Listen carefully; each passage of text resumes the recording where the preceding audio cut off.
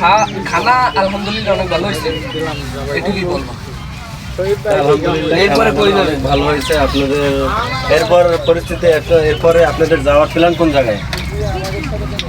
আমরা আমার কালা পানিটা কই? ইসি পার্কে যাবো। খানার আইটেমটা ভিতরে কি ছিল? আমার কালা পানিটা কই?